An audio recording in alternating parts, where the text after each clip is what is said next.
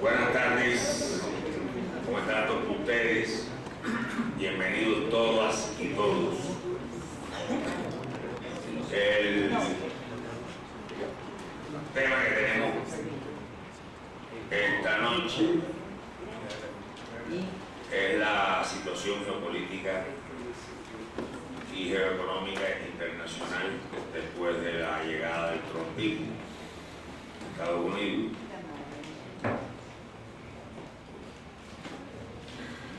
Hemos invitado para esta sesión al doctor Alfredo Jalife y al maestro Fernando Sánchez Cuadros. Un aplauso porque acaba de escuchar. Bueno, tiene la palabra Fernando. Buenas noches. Muchas gracias por la invitación nuevamente aquí a Casalán para tratar este tema que me parece que es uno de los temas cruciales en la agenda del debate internacional y para el quehacer de los pueblos, sobre todo en América Latina. Para entender el impacto geopolítico de la presidencia de Trump hay que tener cuidado con caer en aproximaciones simplificadoras que algunos analistas y periodistas están filtrando, aprovechando el malestar que los arteros ataques que Trump ha lanzado contra México. Asimismo, es fundamental no caer en la lógica del enemigo de mi enemigo es mi amigo y esperar alguna contribución de Trump para enfrentar a las oligarquías nativas o al régimen del PRI, PAN y, bueno, esa parte del PRD que está con ellos. Así como evitar que el aprovechamiento de las contradicciones nos conduzca a una postura condescendiente o aquiescente ante el régimen estadounidense, en particular en lo relacionado con la política comercial. Menos aún hay que dejarse arrastrar por la pérfida maniobra del régimen priista para bajar los brazos contra sus políticas en nombre de la unidad nacional, cuando es precisamente la debilidad y complicidad de este el que alienta probablemente la ofensiva trumpista contra México en estos días. Entre estas aproximaciones simplificadoras, me gustaría destacar algunas. La idea de que el racismo antimexicano desplegado ostentosamente por Trump es una cortina de humo para legitimar lo que en esencia sería un negocio del presidente estadounidense con sus socios de la industria del cemento con la construcción del muro fronterizo. Sin duda van a ser un gran negocio. Sin duda será un pingo negocio de cerca de 25 mil millones de dólares. Trump no ha dejado de ser el capitalista mafioso, altero, prepotente y arrogante que amasó su fortuna de la mano de mafias del cemento, de la construcción y de los casinos, que ya ha cometido fraude en México como empresario. Y sin duda, la construcción del muro es también una muy rentable oportunidad de negocio para su círculo empresarial, que está profundizando la imagen de potencia decadente, arrogante y belicosa que ha ganado pulso Estados Unidos en estas últimas décadas. En segundo lugar, la idea de que el acercamiento a Rusia es una operación de falsa bandera utilizada como distractor para pasar la agenda conservadora en el Congreso con relación a las libertades individuales, el medio ambiente, la educación, la regulación financiera, el empleo y la migración. Es indudable que Trump ha sabido aprovechar la declaratoria de guerra que le han plantado las agencias de seguridad y espionaje de mano de los demócratas y de los medios de comunicación, que han usado la acusación no demostrada de que Rusia habría interferido en las elecciones para favorecer el triunfo del republicano, a la espera de beneficiarse de la promesa de levantar las sanciones económicas que Obama les impuso aprovechando la crisis que montaron civilinamente en Ucrania y la guerra en Siria, de la que también tienen los demócratas las manos manchadas de sangre. En tercer lugar, la idea de que la confrontación con China es una maniobra para compensar las pérdidas que el acercamiento con Rusia provocará en el complejo militar industrial, llenando además el vacío que el giro geopolítico con respecto a Rusia deja en el enfoque existencial que tiene Estados Unidos de las relaciones internacionales, para el que el conflicto es un eje articulador. En rigor, Trump es el resultado de casi 40 años del neoliberalismo en Estados Unidos. En ese sentido, es el legado de los liberales que pactaron con los conservadores el neoliberalismo, bajo la premisa de que la economía lo es todo, y creyeron que con el consenso de Washington habrían amaestrado a los conservadores. Sin embargo, el espectáculo dantesco que vemos hoy en la política es una clara ofensiva política conservadora reaccionaria que pretende imponer su agenda aplastando no solo las conquistas del estado del bienestar, en eso también están de acuerdo los liberales mainstream, sino las más elementales libertades individuales, tan caras a lo que va quedando del liberalismo en estos días, como el derecho a decidir sobre el propio cuerpo, la libertad para elegir pareja, la equidad de género, el derecho a la educación y la salud. Están siendo estas libertades sometidas a un ataque artero en el que la ideología y la religión se amalgaman en una mezcla de premisas conservadoras que sirven de base para el retorno electoral de las extremas derechas y el fascismo, de la mano del fanatismo religioso. Cabe preguntarse entonces, ¿quiénes fueron los estúpidos cuando, ensorbecidos por un falaz fin de la historia, espetaron aquello de «es la economía»? Mentira, es la política y siempre ha sido la política. En ese sentido, el neoliberalismo hizo de los liberales realmente existentes los tontos útiles del conservadurismo. La agenda de la ultraderecha se abre paso en el Congreso de Estados Unidos, mientras el tándem Bush-Clinton, una conjugación de liberales, neoliberales, conservadores y neoconservadores, es decir, la representación política de la fracción de la plutocracia oligárquica derrotada en las elecciones, este grupo se pierden en la trampa rusa. En los hechos, con su rabieta rusófoba y la guerra declarada por las agencias de seguridad, los hilarianos se ocultan detrás de la cortina de humo para no encarar una agenda legislativa que sí podría causar grave daño en la vida cotidiana y la convivencia de los estadounidenses. Les ha puesto Trump la zanahoria a los galgos para que corran en sentido contrario a la liebre. Habría que preguntarse si esto es tan así. Estamos ante la paradoja de que aquellos que repudian a Trump por homofóbico, misógino, racista, se están perdiendo en la densa bruma de Rusia, Putin y el infierno de Dante, mientras la agenda misógina, homofóbica y racista se abre paso sin que la prensa libre se dé por enterada. Trump logró cosechar el malestar de un amplio espectro de los estadounidenses, despreciados y vapuleados por la élite y la tecnoburocracia de Washington a su servicio. Prometió golpearla. Sin embargo, ni bien ganó las elecciones, se rodeó de militares y millonarios provenientes de las industrias del petróleo y financiera que se beneficiaron especialmente de las políticas de los regímenes de Clinton y Bush, centradas en la liberalización financiera, las guerras de agresión por el control de los recursos estratégicos, que una vez estallada la crisis, llevaron a cabo la más escandalosa transferencia de riqueza de los beneficiarios a los beneficiarios de la globalización que provocaron la crisis. Trump se presentó como un antiglobalista que pondría los recursos y todos los esfuerzos en sanar a Estados Unidos y recuperar su economía con base en el sector manufacturero, la inversión y el empleo, abandonando guerras ajenas que solo suponen una sangría de recursos y los tratados de libre comercio que provocaron la pérdida de empleo para los estadounidenses. En ese contexto, la cacería de mexicanos, la criminalización de migrantes, la agitación racista y xenofóbica desde el gobierno estarían preparando las condiciones para que cuando regresen las inversiones, los empleos que se generen sean para los estadounidenses de pura cepa, los auténticos, digo, sea lo que eso quiera decir en un país construido por migrantes. Sin embargo, si es que lo que se propone Trump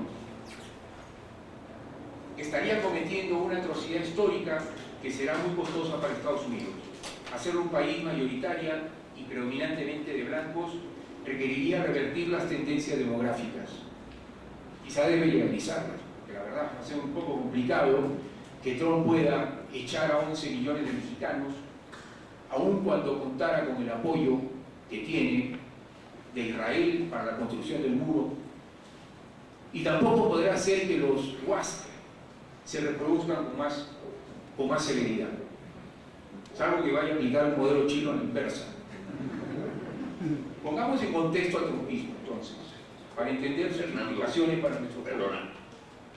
Blancos, anglosajones y protestantes. Así, así rapidísimo. WASP es el acrónimo en inglés de blancos, anglosajones y protestantes. Estados Unidos está en un proceso de declive hegemónico que se ha acelerado desde el 11 de septiembre de 2001, aunque sus contornos contienen factores estructurales que le preceden largamente. De hecho, la maniobra del 11S y la deriva posterior fue una respuesta errática a esos factores estructurales.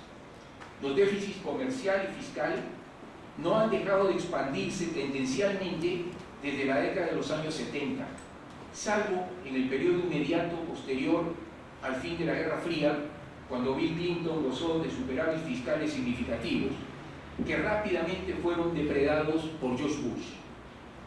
Esta tendencia a los desequilibrios proviene del ejercicio de la hegemonía ganada posterior a la Segunda Guerra Mundial, de la imposición del dólar como divisa hegemónica tras el colapso de Bretton Woods, de los costos del ejercicio de la función de economía esponja que supusieron los acuerdos de Bretton Woods. Estados Unidos absorbía los superávites productivos de los otros países de manera tal que los dólares circularan con mayor celeridad y el comercio internacional sirviera como un mecanismo para la recuperación más acelerada de la economía mundial tras la guerra.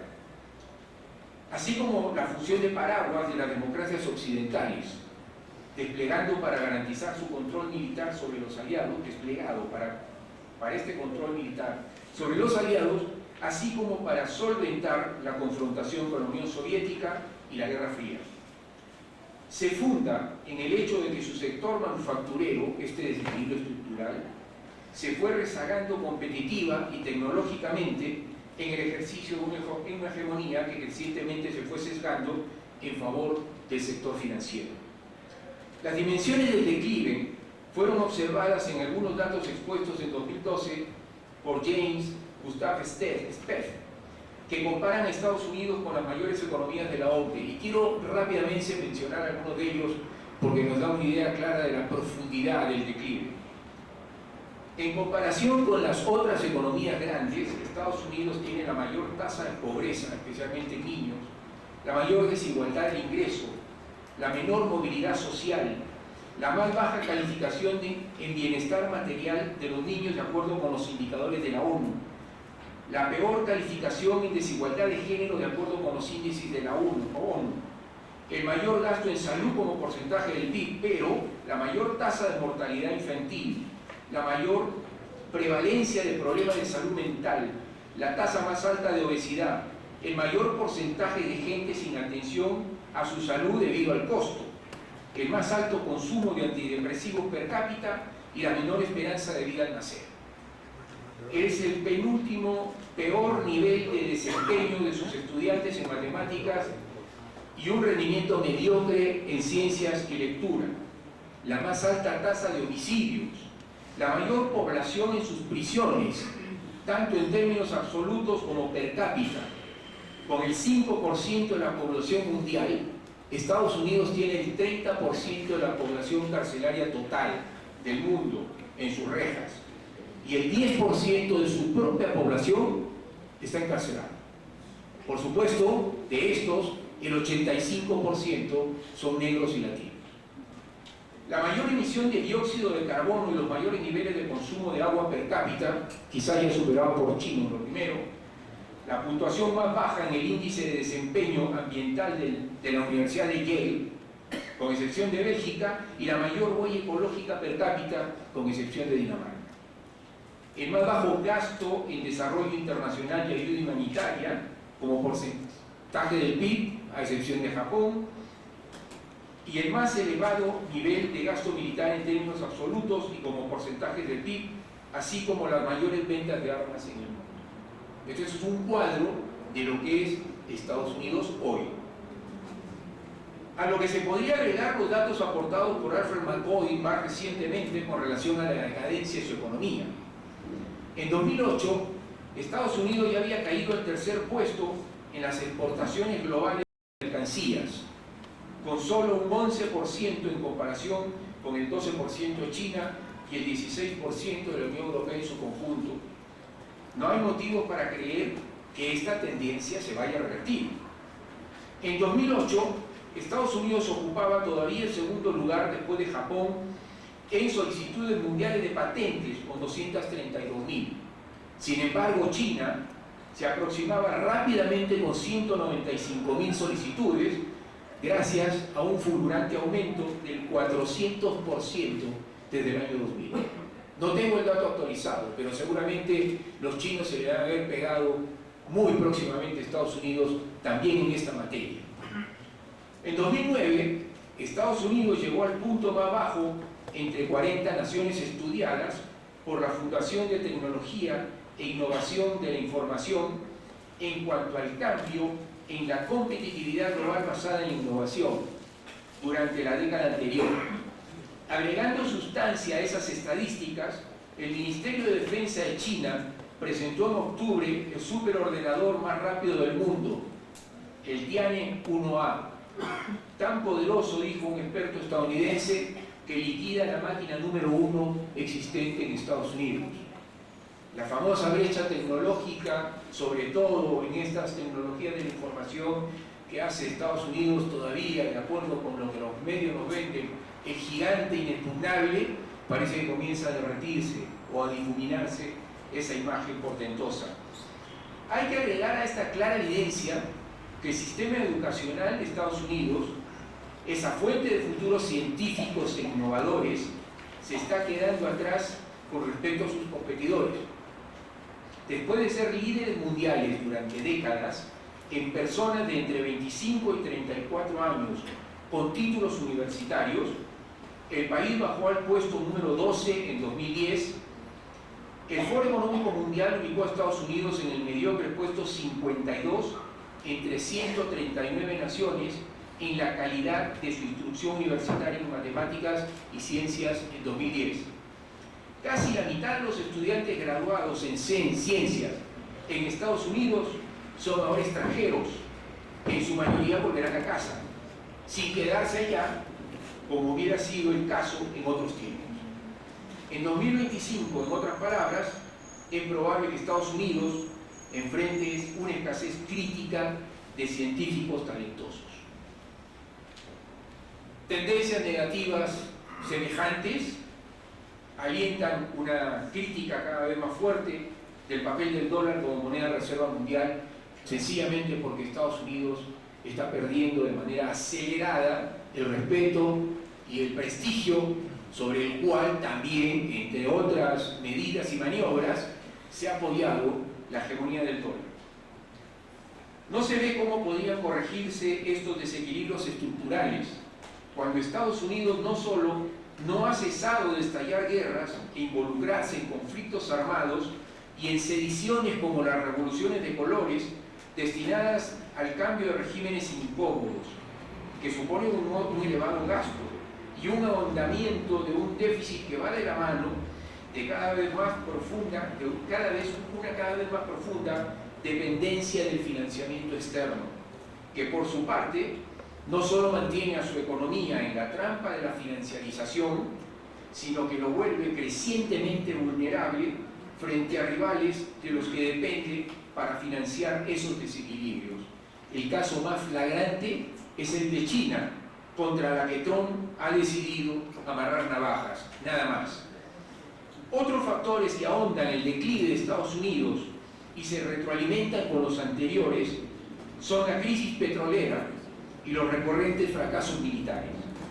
Tras el 11S, Estados Unidos se lanzó al control de las reservas mundiales de hidrocarburos con la intención de poder manipular el ciclo económico internacional y el de sus rivales dependientes de las importaciones de estos hidrocarburos. Ha fracasado flagrantemente.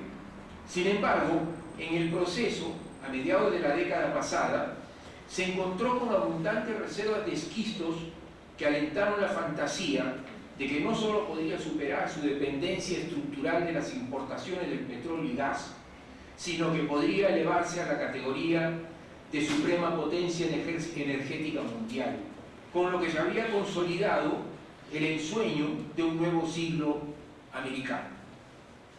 Sobre esta base, Obama diseñó una nueva estrategia geopolítica centrada en el pivote asiático, relocalizando sus fuerzas militares, que pretendía relocalizar sus fuerzas militares del Oriente Medio en el lejano Oriente para contener a China controlando los mares que la circundan. Al mismo tiempo, los neocon y sus aliados liberales en el régimen de Obama acariciaron la ilusión de poder rodear militarmente la frontera occidental rusa, llevando a Ucrania a la OTAN. Estos planes fracasaron y paradójicamente contribuyeron a que Rusia terminara de dar el salto a la posición de gran potencia, mientras China no lograba ser contenida ni con las maniobras de la crisis financiera. Y ambas superpotencias consolidaban lentamente un acercamiento estratégico que ha determinado un nuevo equilibrio de fuerzas global. Así, Estados Unidos constata que el fracaso de su distopía de la unipolaridad ha abierto el paso a un nuevo mundo multipolar que, al menos en su transición, será tripolar. Adicionalmente, estas tendencias observadas en la economía global, además, han puesto en la picota el proyecto estadounidense de dominación mundial, la globalización, con el agravante de que todo ello ocurre en el marco de una profundización de la crisis ambiental provocada por el calentamiento global. Frente a este panorama,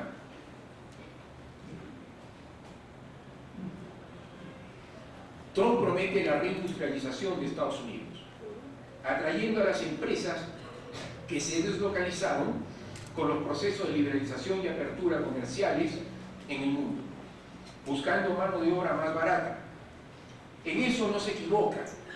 La recuperación de la economía estadounidense, la salida del dichoso estancamiento secular, no será posible mientras no se recupere la inversión productiva, lo que no ocurrirá mientras el capital no perciba una recuperación de las expectativas de ganancia.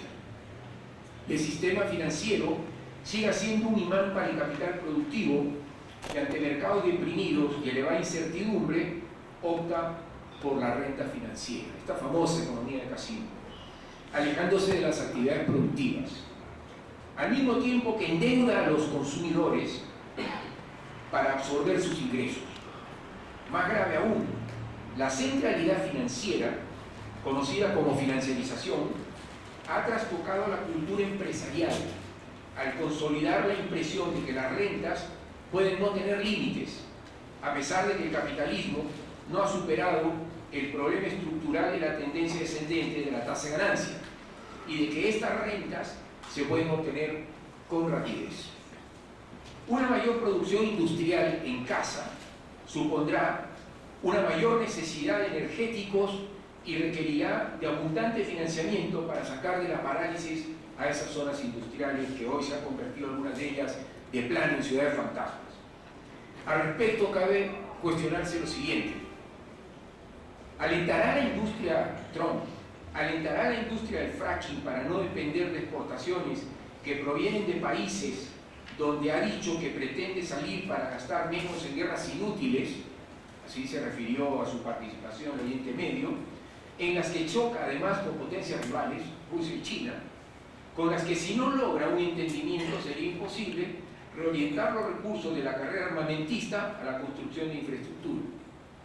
Si fuera el caso, desconocerá el Acuerdo de París contra el cambio climático o solo lo saboteará como hicieron ya sus predecesores con el Acuerdo de Kioto.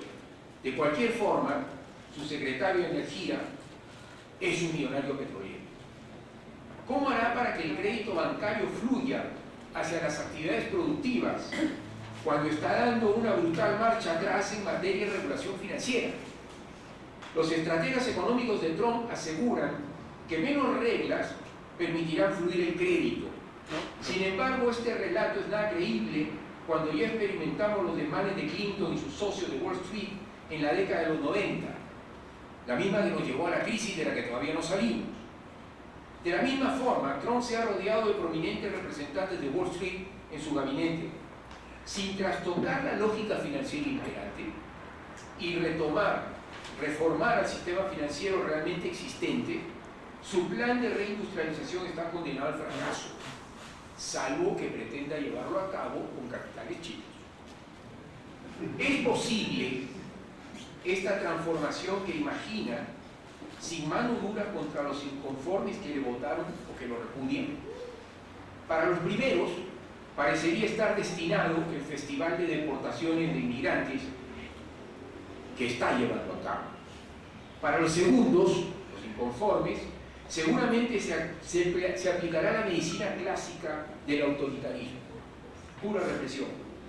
Así como hay un trumpismo que seguramente se la jugará a su lado, en el que confluyen, entre otros, el Ku Klux Klan, neonazis, desembosados y la ultraderecha en general, también hay un pueblo trabajador que no comulga con sus desvaríos supremacistas y reaccionarios, que tienen claro que la respuesta a la crisis pasa por una mejora sustancial en la distribución del ingreso que los amigos del millonario Trump deploran.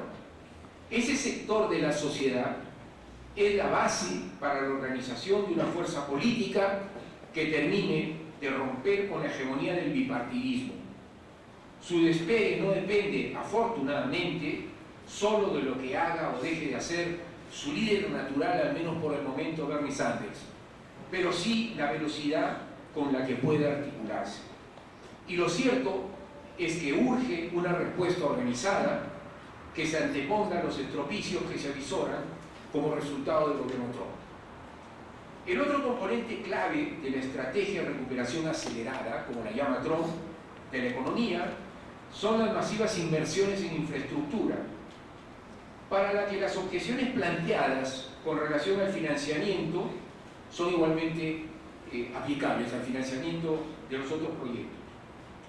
La política comercial parece consistente con lo anterior, en la medida en que la apertura de los mercados de las economías en desarrollo significó un colchón para la caída de las ganancias y el aumento de los costos al proveer a las corporaciones de abundante mano de obra barata. Sin embargo, no habría que perder de vista las implicaciones de que tienen los tiempos del ajuste de la producción relocalizada en Estados Unidos y del ajuste de los salarios para hacerlos atractivos a esa misma inversión. En cuanto a sus políticas monetarias y fiscales, se avisora una radicalización de un enfoque expansivo con las potenciales consecuencias que podrían tener sobre la deuda y la inflación. La verdad es que podría pensarse incluso que esta andanada liberalizadora en el sistema financiero que acaba de llevar a cabo Trump, así como la incorporación de 6 prominentes representantes de Goldman Sachs en su equipo más íntimo, tiene que ver con la necesidad que tiene Trump de la colaboración del sistema financiero para aportar recursos para estos proyectos, sobre todo los de infraestructura. Ahora bien, se han mostrado renuentes los bancos a prestar dinero. Sin embargo, ya hemos conocido lo que hizo el gobierno pasado Obama para inyectar liquidez en la economía. Ustedes seguramente recordarán esta estrategia política monetaria conocida como el quantitative easing, ¿no? O la flexibilización cuantitativa, que tuvo 3 fases. En la tercera fase, que fue implementada intensivamente por Obama, lo que se hizo en rigor fue lo siguiente: las emisiones de bonos del Tesoro de los Estados Unidos, que no pueden ser adquiridas directamente por la Reserva Federal, eran comprados por las instituciones financieras. Sin embargo, merced al QE3, que consistía en que la Reserva Federal iba a inyectar $80.000 millones diarios al sistema financiero para comprar estos bonos que estaban siendo emitidos por el Tesoro y habían sido adquiridos por los bancos, así como para comprar cartera hipotecaria vencida de las instituciones financieras. Es decir, en un estratagema, en rigor, un estratagema de la Reserva Federal para inyectar liquidez. Esos recursos, sin embargo, no volvieron a la economía. Lo que hubiera sido deseable es que las instituciones financieras ofrecieran crédito y entonces podríamos haber esperado alguna recuperación de la economía.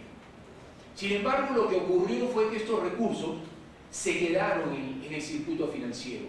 Entonces, muy pronto comenzamos a ver cómo se recuperaba la actividad del sistema financiero, mientras la economía no solo se mantenía estancada, sino que algunos de sus indicadores iban en una acelerada descomposición. Bueno, yo creo que Trump debe querer hacer ahora una suerte de quantitative easing 3.2, porque no tiene muchas más opciones para obtener financiamiento. Él dice que va a dejar en manos del sector privado la iniciativa de estas inversiones. Hay que darle incentivos al sector privado. Y al parecer los incentivos que está ofreciendo de momento tienen que ver con unas enormes reducciones de impuestos, al mismo tiempo que el otorgamiento del derecho de posesión de esa infraestructura, al menos por un tiempo. Es decir, van a cobrar peaje por el uso de las carreteras, los puentes, etc. La economía de Estados Unidos se diseñó como una economía global que depende para su expansión que depende de su expansión planetaria para preservar estas ventajas que tiene. Al respecto, un reporte del organismo rector de las agencias de inteligencia de Estados Unidos, que explora las tendencias y escenarios de los próximos 20 años de la economía mundial, titulado Las paradojas del progreso, muestra algunas tendencias que son preocupantes. Permítanme mencionar algunas. Dice el reporte: la globalización ha erosionado las clases medias occidentales y alimentado una reacción en su contra. Por otra parte, los flujos migratorios son ahora mayores que en los últimos 70 años, amenazando con vaciar las arcas del estado del bienestar y aumentando la competencia por los puestos de trabajo, reforzando los impulsos antiélite y xenófobos. Estoy citando. Y el débil crecimiento sumado a las alteraciones tecnológicas que los mercados de trabajo podrán incorporar estas innovaciones tecnológicas. Como se puede deducir, el problema es que la población de la mayoría de las economías avanzadas es cada vez más vieja y las nuevas potencias tienen poblaciones más jóvenes y más productivas. Sin embargo, la dinámica económica actual no puede satisfacer las necesidades de esas poblaciones en aumento en los países en desarrollo. Mientras tanto, la automatización y la inteligencia artificial amenazan con cambiar la estructura productiva más rápido que la capacidad de adaptación de las economías, lo que podría desplazar trabajadores y bloquear la vía habitual de desarrollo de los países pobres. A lo que hay que sumar el cambio climático y los desastres ambientales que conlleva. Todo esto va a hacer más difícil gobernar y cooperar y va a cambiar la naturaleza del poder, transformando de manera fundamental el panorama global, concluye el reporte. La verdad es que nada halagador el paisaje que nos presenta, y es un reporte reciente. Por otra parte, un informe de Global Financial Integrity también muestra cómo ciertas prácticas resultantes de la laxitud de las regulaciones han profundizado la tendencia observada en la dirección de los flujos de capital desde la llamada crisis de la deuda externa, de manera adversa para las economías en desarrollo. Este instituto calcula que los países en desarrollo desde 1980 han perdido un total de 13 billones de dólares a través de la fuga de capitales no registrados. Han transferido 4 billones de dólares por concepto de pago de intereses y han enfrentado salidas netas de capitales que suman 16 billones de dólares. Es decir, hay una exacción brutal de recursos. Estas cifras ponen de relieve la magnitud de las implicaciones que podría tener la ilegalización de las regulaciones que pretende imponer el presidente Trump. Si bien por un lado ha rechazado el TTIP y el TPP, con las medidas que permitirían a las grandes corporaciones ponerse a resguardo de las regulaciones sanitarias, ambientales y los derechos laborales en los países donde se localizan. Por otra parte, pretende acabar con la posibilidad misma de los estados de regular la actividad económica. En esencia, podría decirse, para evaluar la geopolítica de Trump, que habría que tomar en cuenta que asistimos a la fase de disolución del orden liberal de la segunda posguerra, caracterizado por dos aspectos fundamentales. Uno, la recomposición de las correlaciones de fuerza y una redistribución concomitante del poder, donde destacan el declive de Estados Unidos, enmarcado en su pérdida de influencia política, una hegemonía cultural reducida al entretenimiento, pero altamente tóxica, la tendencia al estancamiento circular o una perspectiva de lento crecimiento que dificulta que los factores que podrían propiciar la recuperación se vean constreñidos a un círculo vicioso, que afectan en primer lugar la preponderancia del dólar, fundamental para la sobrevivencia de su poderío económico, así como su capacidad para controlar los beneficios de la globalización, de los que su principal rival, China, parece obtener crecientes porciones. La decadencia de Europa, con lo que ello implica para la supervivencia de la hegemonía occidental, que es fundamental también en el esquema de dominación estadounidense, el incontenible ascenso de China, de la mano de sus dos ejes estratégicos, la nueva ruta de la seda y el collar de perlas, que no solo están neutralizando e inutilizando las maniobras de Estados Unidos para contenerla, sino que son el eje de su proyección global. El retorno de Rusia y el ascenso de nuevas potencias regionales como Irán, que ha sido capaz no solo de resistir los embates estadounidenses, sino de revertir sus efectos incluso. En lo inmediato, estos dos últimos aspectos ponen al desnudo el fracaso de la estrategia de contención estadounidense, debilitando su autoridad frente a otros aliados que comienzan a tomar distancia del ex hegemón. La recomposición, en segundo lugar, la recomposición de las dinámicas productivas y de la generación de ganancias centrada en la renta. Estas expresan las dificultades estructurales para acumular en una economía que no genera empleos y depende del crédito para su realización, cuando la dinámica del crédito ha entrado en crisis y la capacidad de consumo, en el mejor de los casos, se hiperconcentra entre los que no dependen del crédito para consumir, pero tampoco son una base de demanda para la recuperación de los sectores que generan mayor dinamismo productivo, ni para un nuevo círculo virtuoso necesario para salir del estancamiento prolongado. Peor aún, cuando el paradigma tecnológico dominante ofrece como perspectiva una mayor robotización y uso de inteligencia artificial y tecnología de la información que desplazan mano de obra y concentran el mercado laboral. Muchas gracias.